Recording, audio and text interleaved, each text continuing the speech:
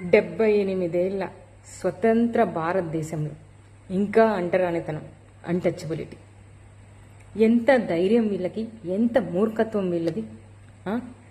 వీళ్ళ మనల్ని పాలించేది? ఇలాంటి వాళ్ళకా మనల్ని పాలించాలన్న అధికారం మనం ఇచ్చేది?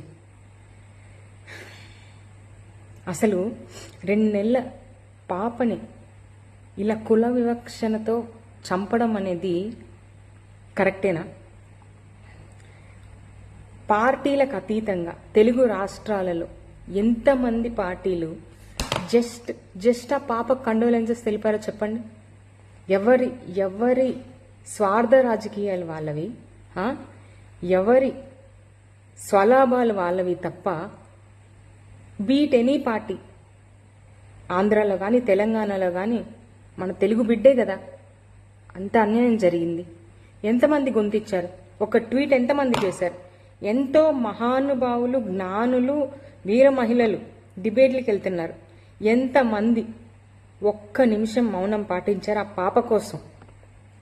ఎందుకంటే మన రాజకీయ స్వలాభం ఏం లేదు కదా దాంట్లో. మనకేం అవసరం? బేసిక్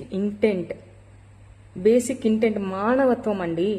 ఒక్క నిమిషం మౌనం పాటించడం అనేది, ఇంకా ఒక్క నిమిషం ఆ అమ్మాయి కోసం కేటాయించి మీకున్న గొప్ప హృదయాన్ని చాటి చెప్పొచ్చు కదా. అవునా కాదా? ఎన్ని పార్టీలు భయ్యా మనకుండేది 2 స్టేట్లలో కలిపితే? ఏ ఒక్కరైనా వచ్చి ఆ పాపకి కండోలెన్సెస్ తెలిపారా? మీరే చెప్పండి. ఏ పార్టీ అయినా అఫీషియల్గా కండోలెన్సెస్ తెలుపుంటే దయచేసి నాకు కింద కామెంట్స్లో చెప్పండి. చూస్తాను, నేను కూడా తెలుసుకుంటా. సబ్జెక్టు కరెక్షన్ నాకు తెలియదు కాబట్టి క్వశ్చన్ చేస్తున్నాను ఇప్పుడు. చిన్న పిల్లకి కండోలెన్సెస్ తెలపడానికి కూడా మీకు రాజకీయ స్వలాభాలు కావాలి?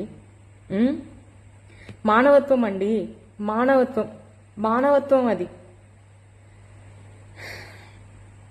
వీళ్ళ న్యాయం గురించి, ధర్మం గురించి మాట్లాడుతున్నారు. అందరినీ నేను అడగదలుచుకునేది ఒక్కటే. ఇదే మన ఇంట్లో పిల్లలకో, మన వాళ్ళకో, మన రక్తంకో అలానే జరిగితే ఇలానే మౌనం పాటిస్తామా? చెప్పండి. ఇది పార్టీలో ఉన్న వాళ్ళకే కాదు, ప్రజలందరినీ కూడా నేను అడగదలుచుకుంది అదే. ఇలానే మౌనం పాటిస్తే మనకు ఓకేనా? సిగ్గుపడాలి ఇలాంటి ఇన్సిడెంట్ జరిగినప్పుడు కనీసం రియాక్ట్ అవ్వకుండా ఉన్నందుకు.